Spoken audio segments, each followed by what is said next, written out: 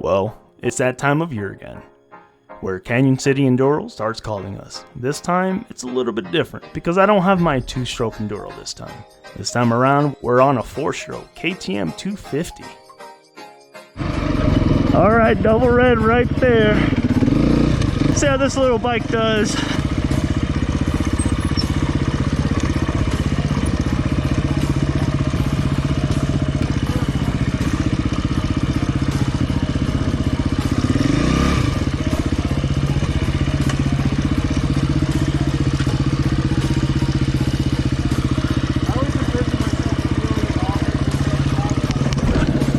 Now you see, when it starts getting cold in Colorado, and yet alone when it starts snowing, that is when we start heading into the rock fields.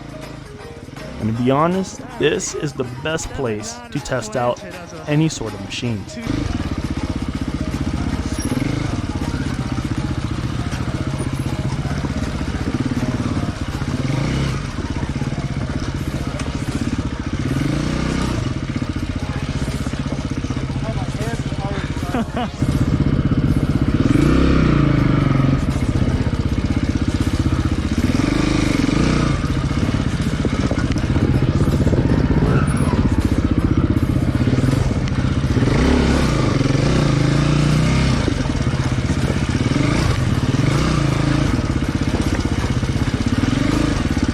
These hard Enduro single tracks will test its suspensions, low end grunt, weight distribution, and how quick they flame out, where the 4-stroke had a little bit of a mishap on that, of course. Now with me this time around is the KTM 250 4-stroke, owned by this Mountain Life, so a huge kudos and thanks to him. Now this 4-stroke is just under 150 hours, so it's still technically brand new.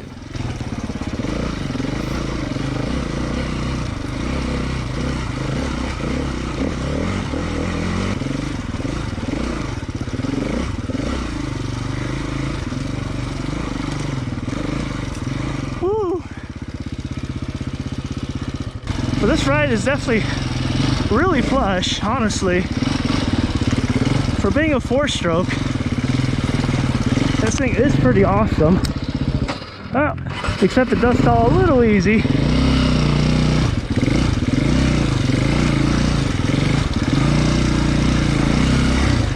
Now when comparing to a traditional 2-stroke, I have to say, this 4-stroke feels planted on these wider trails. But now let's talk about rocks, because this is where we're at. Now I can't really speak too much about the suspension since I'm not sure if the sag is even set correctly for me, or even has the correct springs, or yet alone what kind of revalve it has.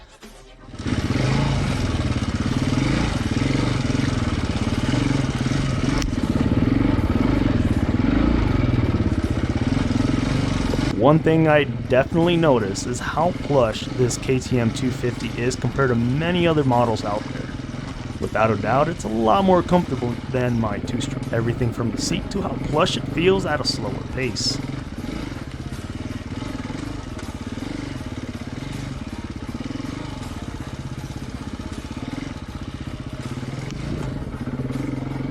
The speed is definitely sacrificed when I'm trying to go a bit quicker in comparison to the 2-stroke. Now I believe that is the nature of the KTM 250 Dual Sport. It's downright a comfortable bike to sit down on when going over the rocks when you're tired and just don't feel like standing anymore due to exhaustion, which probably describes about 90% of my riding. And I know we all been in there before. You're so dang tired that you just want to tackle everything else while planted on that seat. Don't even want to stand up. When you get to that point, you will be glad you're riding that KTM 250 at a slower pace.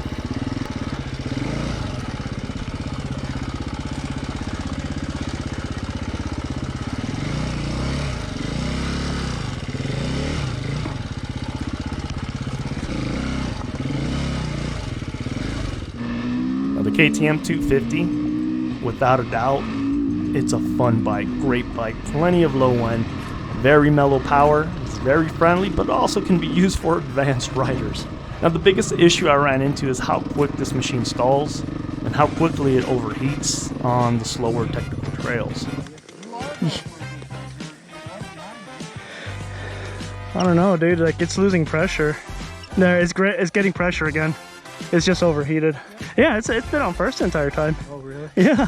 But the thing is, I'm not even clutching much. Now, of course, I'm used to my two-stroke, where it's very difficult to stall. But one thing I also notice is the four-strokes have a tendency to heat up very quickly when riding in this very slow-moving terrain. What I mean by slow-moving terrain is a mediocre rider like myself.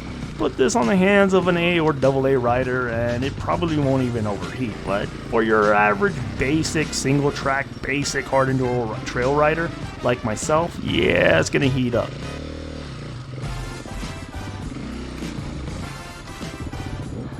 So in all honesty, the weight is not bad whatsoever compared to a two-stroke. And its ride was very plush and very comfortable. I really think the KTM 254 stroke is an excellent trail bike for putting around, exploring the harder trails and reserved for some slow-moving hard enduro trails. But if hard enduro is your thing 90% of the time, I would honestly skip out on it and go with the traditional two-stroke due to its nature.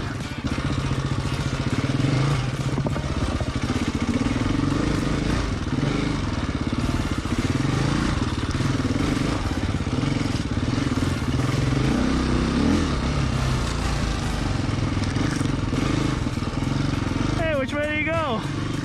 Oh.